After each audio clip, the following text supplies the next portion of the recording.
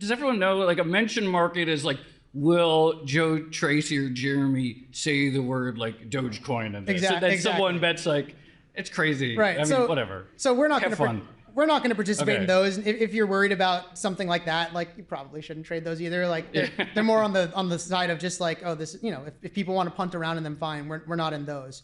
But for more serious markets, I don't have that much concern. If there's someone trying to do that, that they're, if it's not manipulable, particularly, it's something that's real and someone's just trying to move the market, the marketplace is probably going to figure it out and take the other side of it. And if they can actually influence the outcome in a meaningful way, then you probably need to think about what the settlement mechanism is. And those are the types of markets we try not to get involved in.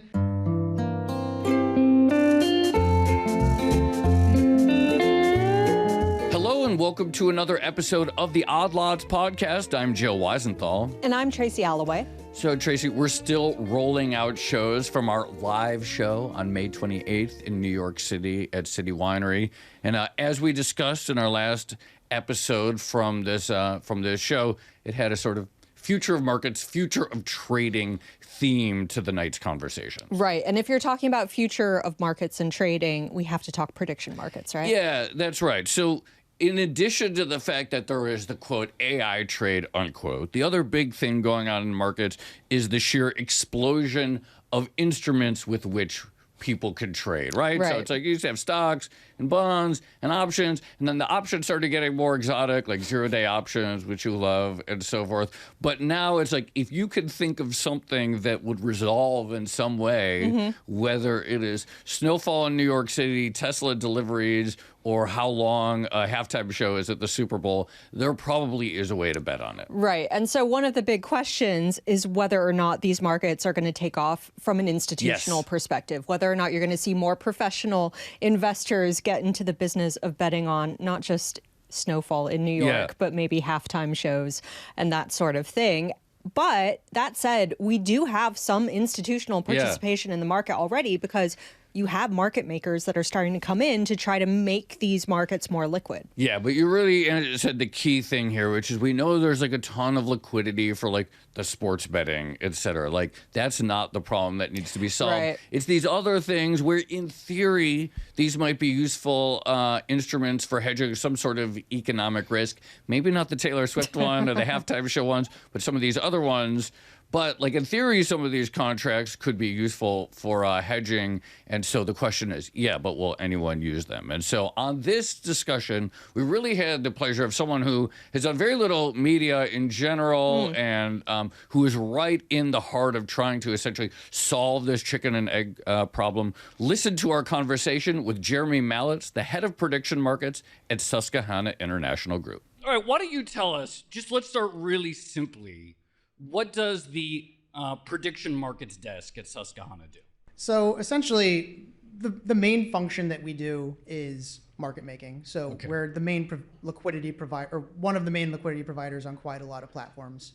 And that means we're providing liquidity in everything from sports to economics to politics. But I'd say also a big part of what we do is we were the first institution that got involved in prediction markets in the first place. So we're really trying to have a role of kind of being a shepherd for other institutions as they get involved. So I'd say it's a two-pronged goal, really, of providing the liquidity for the ecosystem to help it to grow, and then bringing others into the ecosystem, which I think has been one of possibly even the more important role of what we've done to this point in time.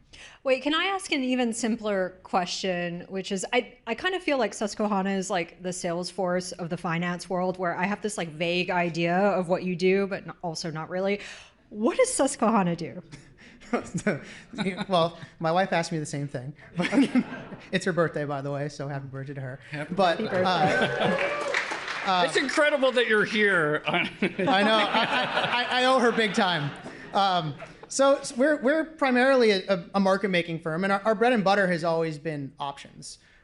So we make markets in pretty much every option, equity options, but obviously we trade a lot of instruments across a lot of things, and we have a culture overall that's very much looking for new opportunities and thinking about things in probabilities, and kind of it all starts from Jeff Yoss, our founder. He loves things like prediction markets. So, we have a lot of random businesses at Susquehanna all over the place. You wouldn't believe the number of things that we do randomly. And it all comes back to the same culture we have of thinking in Bayesian probabilities and trying to think of everything in terms of break it down into what the odds are. But the bread and butter remains market making, and we try to use that to kind of make a market or bring a market to any asset class we're looking at. Let's talk about, okay, there's some contract out there. Who is going to win, the Texas primary election? Let's just say. Sure. Why, so there's an exchange and there's an instrument and it's either going to end at 100 or 0, et cetera.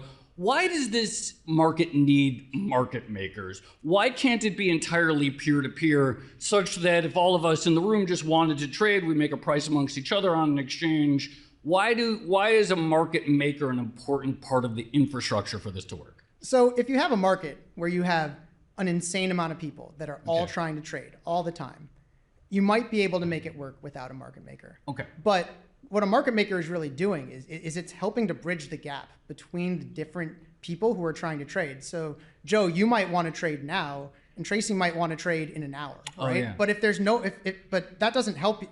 That doesn't help you if she's not there now. So we're basically saying, hey, we're going to be there when you want to trade, and then we're going to wait, and when Tracy wants to trade, we'll take the other side of it. So we're basically a function that matches the buyers to the sellers across time and also across size. So how big does your balance sheet have to be like dedicated to this particular business? Like how sizable are you with an entity like Kalshi? So, it really depends on the way that you do it. There's a lot of small independent groups or just individual people who are able to be out there and they make markets, and their goal is to try to balance it, and they have to think a lot about capital. We are very fortunate that capital isn't generally a constraint for us, right? So that's one of the things that it's an advantage for us, but it's also something we can bring to the market. We can provide much, much larger size on things. It's why we're well suited to bootstrap a market and to do institutional type size, because we're not constrained by capital in that way. And do you generally try to stay like risk neutral? No, I think that is pretty deeply in our culture that obviously all things equal, we would like to be risk neutral, but we're willing to put ourselves out there and wear a position. And in general, on our options trading, we tend to warehouse a lot of risk for the street. Sometimes there's just something where everyone needs to hedge a risk in one direction and someone needs to be on the other side of that. And that's an important function in prediction markets, especially when you think about use cases such as hedging, where you've got some global risks of the world. Everybody needs to hedge that risk on one side. Someone needs to be on the other side, and we're willing to hold ourselves out there to do that. There's a lot of pieces that go into being able to do that. Obviously, when you're not neutral on a risk basis, you have to be more confident that you're right.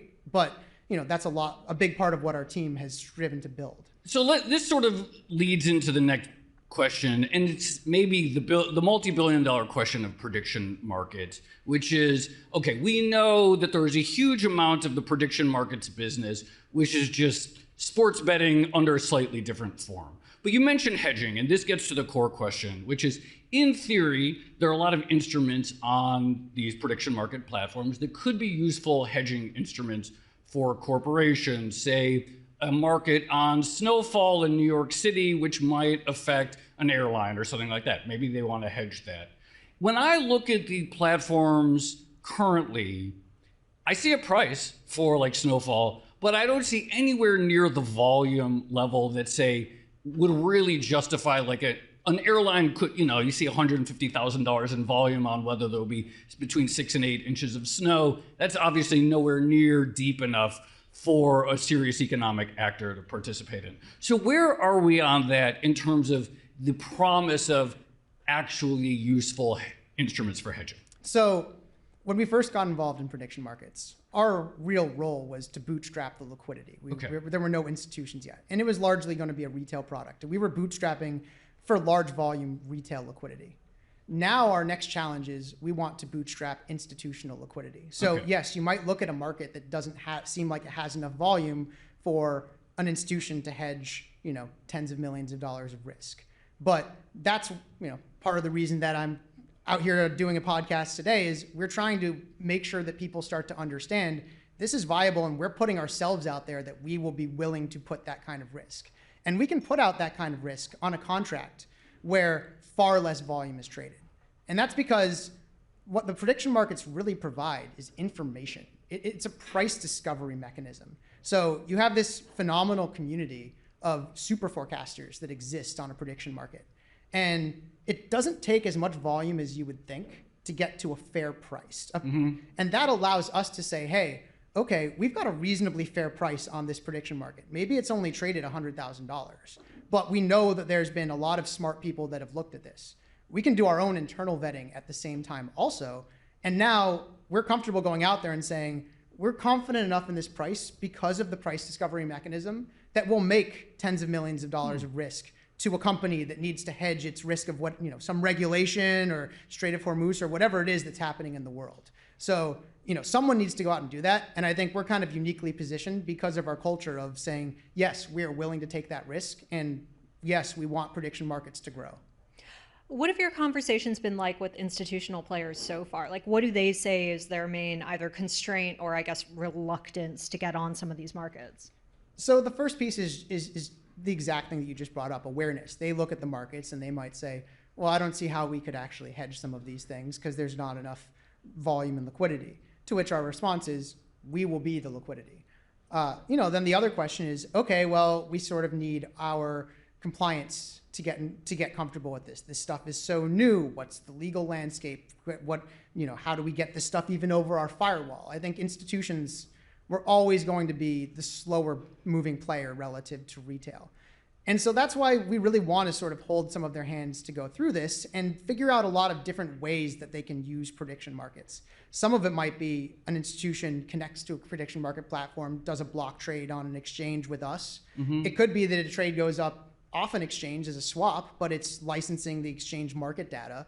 And we're trying to create as many different setups as possible so that people can do these trades. And we're going to basically be the facilitator to say, okay, you need a hedge. We're going to figure out how to let that happen. So this is really important. So if I look at a contract and I see a number there like $150,000, it's possible that there was a trade, an off-platform trade of much bigger size that was not printed on that, but that was more by swap form. And is that currently happening? It is possible. I'm not going to go and say that that's a big thing that's happening yet. Okay. We're trying to build out the infrastructure to have as many options as possible because we want institutions to start moving. And the more they do it, the more they're going to... If an institution, again, let's go to the airline hedging Snowfall. Sure. Would they have a relationship with you? Would they go through a prime broker who then has a relationship with you? Like, what is the actual sort of chain of phone calls or whatever that happens? So it can be both, but ultimately, when I think of what we're really good at and what we're not really good at, we're not necessarily the best in the sort of know every single airline customer business. So we want to work with a lot of those other intermediaries. That could be a broker, it could be a bank, it could be an insurance company. The people who have those relationships and are in the business of constantly advising, this is what you should do. We understand we want to work with them, and they could have a very important role in helping to be a part of the infrastructure that gets it from the customer with the risk to us being the ones that have the other side of the risk.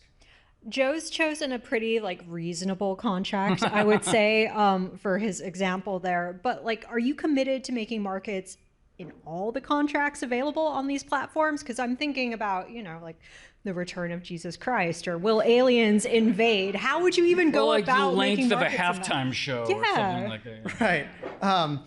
Right. So we don't make everything. And honestly, we're not the best to make absolutely everything. Some of the things that you might say that something perhaps in pop culture, we're probably not going to be that good at it relative to others, right? There are certain things that... Are you trying to build that capacity up? well, we'll see. But there is a community of a lot of people that can make a lot of these types of markets. And what we want to do is we want to scale our sort of capacity with our technology, our quantitative models, our sort of very trader-driven insights that we have, and our capital. That's where we're going to add the most value to an exchange. If something just requires a bunch of people to dig into it, the universe of all the different super forecasters, we're probably not as necessary. So you probably don't need us to know something about when Taylor Swift is going to get married. But the fact is that the things that have the most economic value tend to be the things that need us the most. And so that's really where we try to play. I think it's great that the ecosystem has these complementary forces of like the community of all of the super forecasters and then the people like us who both kind of have different skill sets. Do you see right now, so again, the people say, yeah, these are just, it's sports betting, etc. And then maybe every 2 years or every 4 years, there's some election activity. Maybe there's some trades that are sort of like, look like crypto derivatives, etc. When you actually look at today's volume of activity, do you see a meaningful shift towards what polite people who wear suits would say, like real things? Is that happening? It is, yeah. And so when you look at the volumes, obviously there's a real percentage of the volume, more than half of the volume certainly is sports. Yeah. And there's a reason for that, right? Sports has been a big market in the United States for a long time. Yeah. And it's happened in kind of a fractured way across a lot of different states. And there's certain states where you can't do it and it's a different regulatory system everywhere. But there was a big market that existed. And then prediction markets basically came around and they provided a better way for sports to trade. So it was natural that there was going to be this massive base from the start. But what we're seeing is it's dragging up all of the other things. So it's brought awareness to prediction markets. And the more we see that, the more we see everything else growing. And by the way, a lot of that other stuff, the real market, they're growing at a faster rate than sports, just from a lower starting point. And our goal now is really to boost that with the hedging cases, which that's growing too, but it's not a huge part of the market as of now, and we understand it needs to be. From an ecosystem perspective, it's essential that those hedging trades become a much larger part of what the market is. So if you're a market maker for an event contract that's something like the Fed is going to raise rates or hold or lower or whatever, like that's pretty similar to something that you might see in traditional markets. But how different, can you explain it to us from a mechanical perspective, how different the market making process would be for a prediction market contract versus like a traditional option? Right. So honestly, there's not a one size fits all because there's so many different things out there. So if you're thinking about kind of what's the Fed going to do next, there are instruments that capture that reasonably well. And same thing as, what's the price of the S&P 500 going to be at the end of today, for example. There are other instruments out there that capture that reasonably well. And really, this is just distilling it into a way that might even better capture the idea someone has. There's like quirks to the other types of things that you might have that are the proxies. So we can translate what's happening in sort of like, the traditional financial markets to prediction markets. For other products, that is sort of, is this random one-off event going to happen in the world? Is the Strait of Hormuz going to be open by the end of August? Is Keir Starmer going to be out as prime minister? Yeah. That stuff requires a lot of independent research. But the good news is that there's so much information contained within the prediction market itself. So one of the core market making principles we have is, it really honestly comes from, kind of a thing we teach with poker of understand what other people know and what other people are doing. So we can learn from the markets, seeing where they are. This is what all these other super forecasters know. We can combine that with our internal research and then get to a number. So that's, some things kind of have to be, we draw it up and figure it out like that. Some stuff is we can use the information that's in other markets, and some stuff is we're going to build a brand new model to figure this thing out because that's kind of in our DNA to say like, all right, here's a random thing, but how are we going? We're going to have to figure out compute, right? Let's figure out how to model compute, and we'll build it. So one of the concerns, or one of the things that people talk about with prediction markets, is the possibility of insider trading, and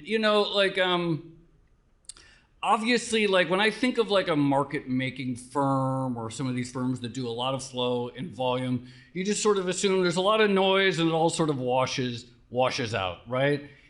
How does it change you? Like you have to think like if there are participants in the market that are like not just forecasters here, like not just people who are good at predicting things, but deeply informed flow where they maybe just know the answer already. Are you able to spot that? Are you able to sense that? And does that change how you think about risk management within a given market? the insider trading is definitely something that comes up, and Yeah. there's certainly been plenty of articles that are written Yeah. about it. I think there's a couple things to point out there. The first one is that there's actually really two types of prediction markets that it's not always clear to people what the distinction is. Okay. But there's the regulated prediction markets, such as Kalshi, such as Rothera Exchange that just launched, such as CME has one, and Polymarket has a regulated exchange. And then there's the crypto-based decentralized finance platforms. Yeah. And those are they don't have KYC, right? And they're crypto-based, they're DeFi. So I think most of what you've seen, the vast majority, where people find something that's insider trading based, is on the DeFi platforms, because there is KYC on the regulated space. And that's why, we are participating in the regulated space. So that's the first important thing is if you're in the regulated space, you're much more protected. The other thing is, insider trading is something that does exist everywhere, and there's a mechanism that works to suss it out, and that's reporting from the people that are in the market. Generally, one of the things that we're always paying attention to is what are the incentives of the person on the other side of the trade. And when someone's insider trading, it's a lot more obvious that, okay, well, what are the incentives? They don't make sense. The thing then happens, and okay, we can make a pretty decent Bayesian update that like this was probably insider trading and report it. And it's actually easier in prediction markets because this stuff is more obvious. There's a million reasons that someone can buy Apple stock, but like there's not that many reasons that someone can buy like is Maduro going to be out. So If you see a lot of people slamming that, Right. okay. Right. So it's actually easier to spot this stuff. Yeah. And by the way, like one thing we're extremely happy about is the DOJ is now even going after the crypto-based platforms where, people I think they knew people probably thought they were safe. You're not safe in crypto land. Actually, everything's on the blockchain, right? So you'll get caught. So there is an infrastructure, especially in the regulated space, but also now in the unregulated space for catching people that do it. And I think that's why you don't see more, like that's what stops insider trading. People don't want to get caught. This was new. People probably thought like, oh, I can do it in crypto and won't get caught. Now they're like, oh, I am going to get caught. Okay, aside from insider trading, one of the other concerns or criticisms of prediction markets is the idea of you could have whales basically in the market, like people with a lot of money who are willing to spend it to perhaps like influence a particular probability with the hope of, I guess, influencing the ultimate outcome. You must have pretty good visibility into order flow. Like, how realistic is that concern from your perspective? Honestly, I don't think it's something that's really come up for us to this point in time. Like there are concerns we have around certain things in prediction markets, but realistically, like there's a lot of people in prediction markets with deep pockets, certainly us, and we're pretty good at, as I said, understanding the incentive of who's involved. And if someone's going out there and trying to move a market to like influence an outcome, I guess it depends on what the outcome is. If it's an outcome that's easy to influence, we try to avoid those markets in the first place. So we don't trade like mention markets, right? Someone could put a bunch of money on something and then, on this podcast perhaps, and then say, Does everyone know what a mention market is? Right. But Does everyone know like a mention market is like, will Joe Tracy or Jeremy say the word like Dogecoin and this? So then someone bets like, it's crazy. Right. I mean, whatever. So we're not going to we're not going to participate in those. If you're worried about something like that, like you probably shouldn't trade those either. Like they're more on the side of just like, oh, this, if people want to punt around in them, fine. We're not in those. But for more serious markets, I don't have that much concern. If there's someone trying to do that, if it's not manipulable particularly, it's something that's real and someone's just trying to move the market. The marketplace is probably going to figure it out and take the other side of it. And if they can actually influence the outcome in a meaningful way, then you probably need to think about what the settlement mechanism is. And those are the types of markets we try not to get involved in. But I don't think you see a whole lot of that in the market. So as you mentioned, you don't make a market in every market, and some things are more logical. Do you have, when you say, okay, you're a market maker for Kalshi, do you have a list of like, this is what we do and don't? Or is it like I'm sort of, in my mind, the way I think about your role, a little bit like a Lloyd's of London, in the sense that it's like, okay, so someone has some risk, and then they call you up and they like, can you make us a price for this? So is it a set list, or is it like you take it as you see it? Yes, okay, we can make a market. No, this is not something we're going to participate in on a sort of like per market basis. Right. So it's a little of both. There are some markets that we do all the time. We sign up for obligations. We're going to be out there all the time, 24/7.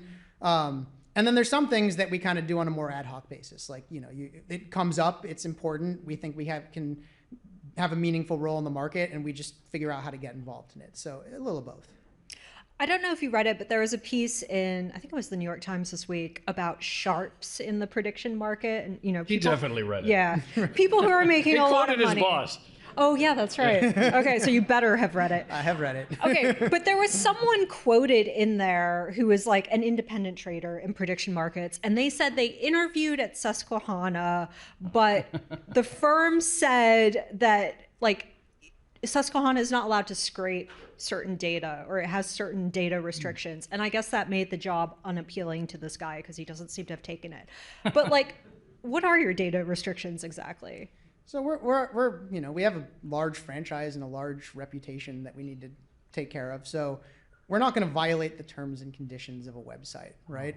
If you're a random person who's doing it, you probably can do that, and you're probably not going to get in trouble more likely than not, although that's certainly not legal advice. This is like people putting in URLs that haven't gone live yet, right? And they have some feel, and they test them out. It's like, It's not even necessarily, I mean, that's a thing that can happen, but it could just be like, you have a website that has terms and conditions that says you're not permitted to scrape this data, right? Okay. And plenty of people scrape the data, right? And we're not going to scrape that data. Okay. We're not going to violate the terms and conditions of a website. So we hold ourselves to a more conservative standard when it comes to those types of things. So I think that person was probably just referring to, hey, you get restrained in some ways if you want to work for us. Institutional, the usual institutional things. We're going to be very careful when it comes to things around our reputation. But I think that that's there's a lot of advantages to working here as well. I know this isn't a prediction markets question per se, but do GPU markets that we talked about the first half of the show, do they have the sort of contours of what to you look like could be something a very actively financialized market? Absolutely. I mean, it's something that the prediction markets are looking at. And really, when I think about what's made prediction markets so different, what actually changed, it's the speed to market. So say more about this. So, it's funny, when we first started wanting to get involved with prediction markets, I have a little bit of an origin story where I have a friend who is a CFO of a musical instrument company. During the first China trade war, he was worried that their company might go out of business because they imported instruments from China. And I was like, well, I'm a macro trader. I could hedge this. It's what I do all the time. We actually tried to list a product, and it took about a year. And it was just too slow. And then, where'd you try to list it? We tried to list it with my ex. Okay. And, that was the process for listing a future. And now prediction markets came around, and that process went to a day or even inside of a day. So I think really that's the real valuable thing that happened with prediction markets. And I think that with compute, you see this ability of prediction markets to potentially move very quickly. So they can launch a product. There are products on prediction markets that have compute, and these other things that kind of look like compute. You might say DRAM prices. People worry about that all the time, right? The shipping costs, these things that are kind of like a commodity, but they don't really have a commodity. Prediction markets can be speed to market, and the system works in that way. So I absolutely think it's something we're thinking about, and I think they can totally have a role in that ecosystem. So just going back to the very beginning of this conversation, you're head of macro trading at Susquehanna. Sorry, I can't say head of macro without cracking up nowadays. You're head of macro trading, but also prediction markets at Susquehanna, which is kind of an unusual combined role. What is the idea there? Is there some synergy between those two markets that you're trying to capture? Honestly, it all just comes down to the election. As head of macro, I had sort of a niche for trading the election, and I kind of got exposed to prediction markets because they were trading in Europe on Betfair, and we had European entity, and we were involved with it there. And I saw the value of it. And I think 2016 election was a place that it was really valuable because people had these massive risks they wanted to hedge. People would do it with these proxy products. Banks would put out baskets of all these, put together all of these names. And the broad market consensus in 2016 was that the market was going to be down 5 to 7% if Trump won. Yeah. And it turned out the market was It up. was for like 5 minutes. It was for like 5 minutes. But it literally was just 5 minutes. But yeah, by the end of the next day, it was up, right? And so the hedge didn't work, but we saw like the prediction market worked. Like if you actually just hedge this in the prediction market, it would work really well. And so honestly, it doesn't seem like there's that much synergy. It's more just it evolved out of that of saying like, hey, we're involved in this space and we see how valuable prediction markets can be, and we really want to make it happen. And so I think that it's really just kind of an evolution as opposed to this is how we would draw it up from scratch. Every once in a while, I get sent one of those like basket trades where it's like trade this basket, we could do $100 million Right. of this, DRAM winners, DRAM losers basket. Anyway, Jeremy Maletz, head of prediction markets at Susquehanna. Thank you so much for Thank you so much for having me. That was our conversation with Jeremy Maletz of Susquehanna, recorded live at our New York show. I'm Tracy Alloway. You can follow me at Tracy Alloway. And I'm Joe Weisenthal. You can follow me at The Stalwart. Follow our producers, Carmen Rodriguez at Carmen Arment, Dashiell Bennett at Dashbot, Cale Brooks at Cale Brooks, and Kevin Lozano at Kevin Lloyd Lozano. And for more Odd Lots content, you should check out our daily newsletter. You can find that at Bloomberg.com/Odd Lots. And you can chat about all of these topics 24/7 in our Discord, discord.gg/Odd Lots. And if you enjoyed this conversation, then please leave a comment or like the video, or better yet, subscribe. Thanks for watching.